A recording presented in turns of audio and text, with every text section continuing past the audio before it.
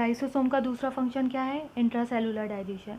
Intracellular digestion में involve autophagy and हेट्रोफेजी।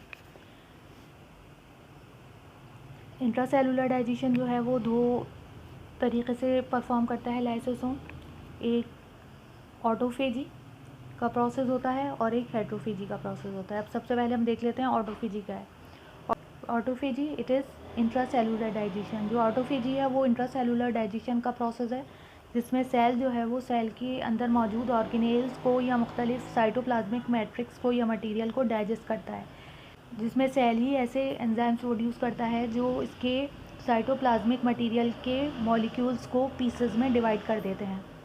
Simple अगर हम ये बोलें कि ऑटोफेजी एक ऐसा प्रोसेस है जिसमें लाइसोसोम के अंदर मौजूद जो एंजाइम है वो रिलीज़ होता है और रिलीज़ होने के बाद सेल में मौजूद मुख्तलिफ ऑर्गेनेल को डाइजेस्ट कर देता है, जिसकी मदद से सेल जो है वो डेथ की तरफ चला जाता है। इसकी वजह से इसको हम ऑटोफेजी का प्रोसेस कहते हैं। हम लाइसोसोम को सुसाइडल सेल्स भी कहते हैं। Heterophagy it is intake of exogenous material into cell and the subsequent breakdown of this material by enzyme by the process of endocytosis. Heterophagy are two types, namely phagocytosis and pinocytosis. हेट्रोफेजी बाहर से आने वाले exogenous जो बाहर से आने वाले material हैं और उन सब बाहर से आने वाले मटेरियल्स को लाइसोसोम जब अपने एंजाइम्स की मदद से ब्रेक डाउन करता है तो इस प्रोसेस को हम कहते हैं एंडोसाइटोसिस। ऑटोफेजी में सेल के अंदर मौजूद मटेरियल्स को डाइजेस्ट करता है लाइसोसोम, और हेट्रोफेजी में सेल से बाहर जो भी एक्सोजीनस मटेरियल होता है उसको सेल एंडोसाइटोसिस के ज़रिए पहले इनगल्फ करता है और फिर लाइसोसोम जो है वो उसको डाइजेस्ट आउट करता है।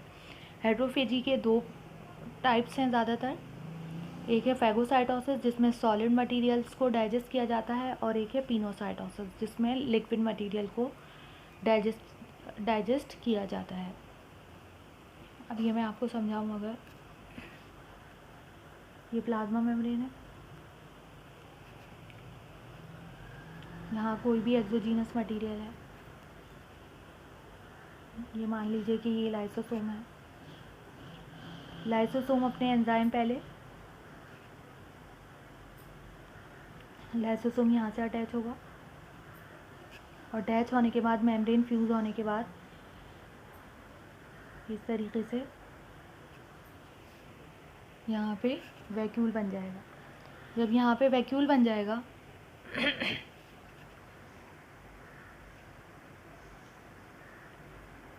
ये एंजाइम्स बाहर आ जाएंगे। ये एंजाइम जो हैं वो इस एक्स्ट्रा सेलुलर मटेरियल को डाइजेस्ट करेंगे और डाइजेस्ट करने के बाद इसके गिर्द में एक वैक्यूल बन जाएगा। अब हम इसको नाम देंगे पार्शली डिग्रेडेड पार्टिकल या फूड वैक्यूल का नाम देंगे। कोई भी फूड है, ये पार्शली डिग्रेडेड सब्सटेंस है। अब ये पार्शली डिग्रेडेड सब्सटेंस जब ये बाहर थोड़ा बहुत डाइजेस्ट हो जाएगा तो फिर ये मेम्ब्रेन के साथ अटैच हो जाएगा और मेम्ब्रेन के साथ अटैच होने के बाद एंडोसाइटोसिस के ज़रिए सेल के अंदर आ जाएगा। जब ये सेल के अंदर आ जाएगा तो ये फिर थोड़ा आगे मज़ीद आएगा और मज़ीद आने के बाद ये किसके साथ अटैच हो जाएगा? प्राइमरी लाइसोसोम के साथ अटैच हो जाएगा। जब ये प्राइमरी लाइसोसोम के साथ अटैच हो जाएगा तो बीच में से मेम्ब्रेन जो है वो यहाँ से डिमिनिश हो जाएंगी और ये जो एंजाइम है ये इस फूड पार्टिकल को डाइजेस्ट कर देगा। और अब ये जो प्राइमरी लाइसोसोम है हम इसे किस चीज़ का नाम देंगे? सेकेंडरी लाइसोसोम का। इसी तरह से ये सॉलिड पार्टिकल था, कोई लिक्विड पार्टिकल भी हो सकता है जो सेल के अंदर एंडोसाइटोसिस के ज़रिए जब आएगा तो हम उस प्रोसेस को हम कहेंगे पिनोसाइटोसिस। ये लाइसोसोम जो हैं वो फर्टिलाइजेशन में भी इन्वॉल्व हैं। फर्टिलाइजेशन के प्रोसेस में स्पर्म के हेड में मौजूद एक लाइसोसोम होता है जो जाइंट होता है। उस जाइंट लाइसोसोम को हम कहते हैं एक्रोसोम। वो एक्रोसोम जो है वो रप्चर हो जाता है और एंजाइम को रिलीज़ कर देता है। एंजाइम्स को कहाँ रिलीज़ करता है? एग की सरफेस पे रिलीज़ करता है। जब वो उसे एग की सरफेस पे रिलीज़ करता है तो स्पर्म की पेनिट्रेशन एग में आसान हो जाती है। These enzyme digest the egg membrane and provide way for the entry of sperm nucleus into the cell. ये स्पर्म है यहाँ पे और इसमें यहाँ पे एक्रोसोम मौजूद है। ये एक्रोसोम जो है जॉइंट एक्रोसोम है, और जॉइंट यहाँ पे आपको लाइसोसोम नज़र आ रही है, लाइसोसोम है। ये जॉइंट लाइसोसोम को हम नाम देते हैं एक्रोसोम का। ये एक्रोसोम जो है वो एंजाइम रिलीज़ करती है, हाइड्रोलेसिस एंजाइम। ये जो आपको कॉर्टिकल ग्रेन्यूल्स का कंटेंट नज़र आ रहे हैं यहाँ पे,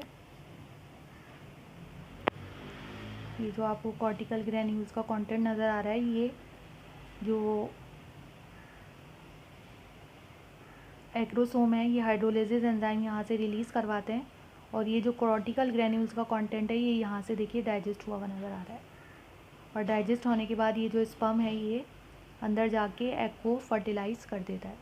तो इस तरह से ये जो कॉर्टिकल ग्रेन्यूल्स यहाँ पे मेम्ब्रेन यहाँ पे मौजूद होती है, इसको डाइजेस्ट करने में काम आते हैं ये लाइसोसोम, और ये जॉइंट लाइसोसोम होते हैं, जिसकी वजह से हम इन्हें एक्रोसोम का नाम देते हैं।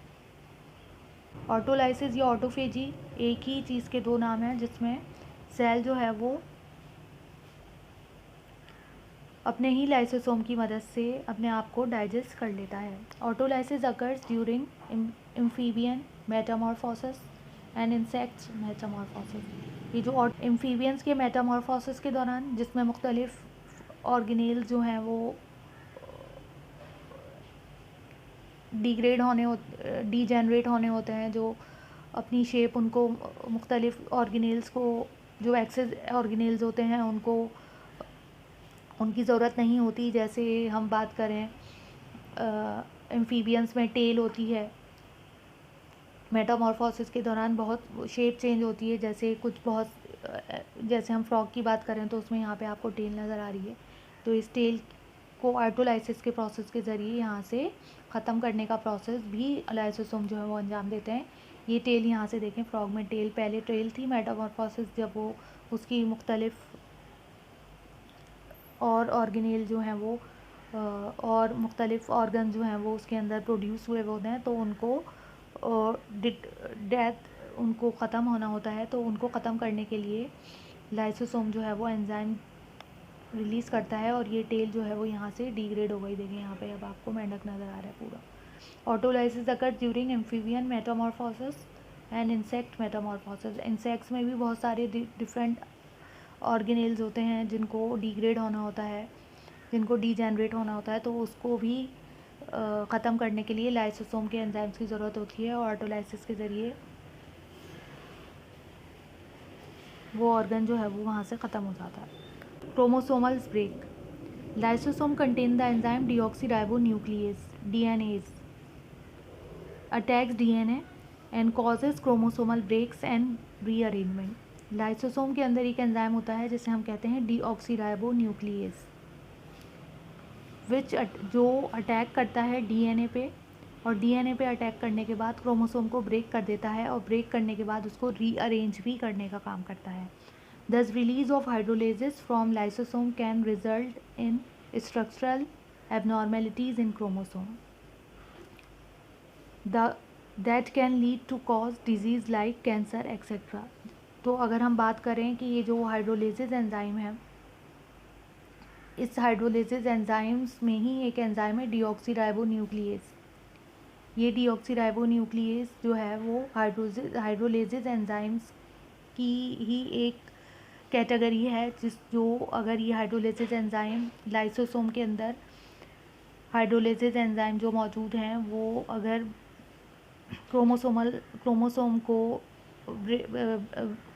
ब्रेक डाउन करना है, उनको उन लाइसोसोम के अंदर जो एंजाइम्स हैं वो हाइड्रोलेसिस एंजाइम है, लेकिन वो पर्टिकुलर मुख्तलिफ ऑर्गेनेल्स को डाइजेस्ट करने के लिए उनके मुख्तलिफ नाम हैं। तो अगर उन्हें क्रोमोसोम पे वर्क करना है तो उनका नाम होगा डीऑक्सीराइबोन्यूक्लियेज।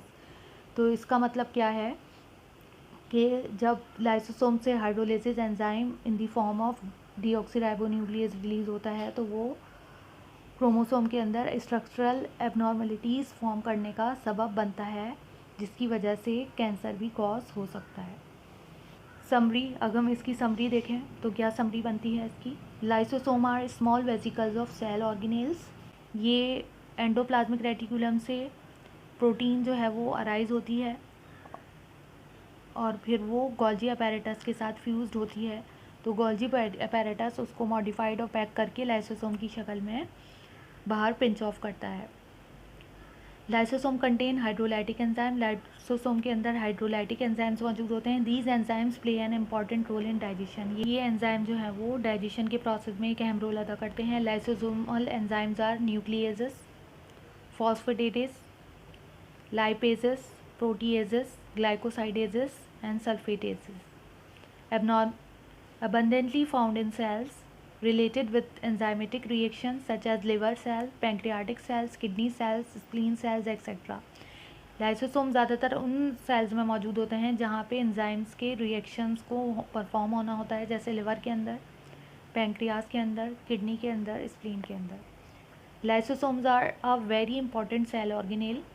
Their prime function is to break down biomolecules because they contain hydrolytic enzyme। इसका जो प्राइम रोल है वो ब्रेक डाउन करना है बायोमोलिक्यूल्स को अपने हाइड्रोलाइटिक एंजाइम्स की मदद से।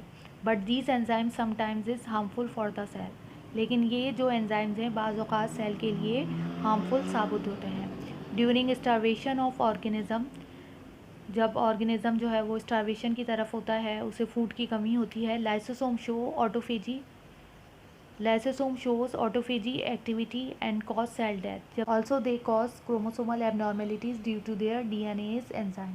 इसके अलावा ये क्रोमोसोमल एबनॉर्मेलिटीज़ भी कॉज करते हैं क्योंकि इनके अंदर एंजाइम्स मौजूद होते हैं जिनका नाम होता है डीएनएज एंजाइम। ये डीएनएज एंजाइम जब रिलीज़ होते हैं, ये मैं आपको समझाऊँ, ये लाइसोसोम है, ये एंजाइम रिलीज़ करेगा यहाँ से, और एंजाइम रिलीज़ करने के बाद ये न्यूक्लियस के अंदर मौजूद डीएनए पे, ये जो डीएनए आपको नज़र आ रहा है, इस पे अटैक करेगा और इसको मुख्तलिफ़ हिस्सों में तोड़ देगा। जब इसको मुख्तलिफ़ हिस्सों में तोड़ देगा, ब्रेक डाउन कर देगा, तो सेल के अंदर क्या हो जाएंगी, ये कौन सा एंजाइम है, डीएनएज, डीएनएज एंजाइम है। ये डीएनए एंजाइम इस डीएनए पे वर्क करेगा और इसको फ्रैगमेंट में तोड़ देगा। ये फ्रैगमेंट जब टूट जाएगा तो एबनॉर्मलिटीज़ पैदा हो जाएंगी और सेल के अंदर कैंसर कॉज होने का बहुत ज़्यादा रिस्क पैदा हो जाएगा।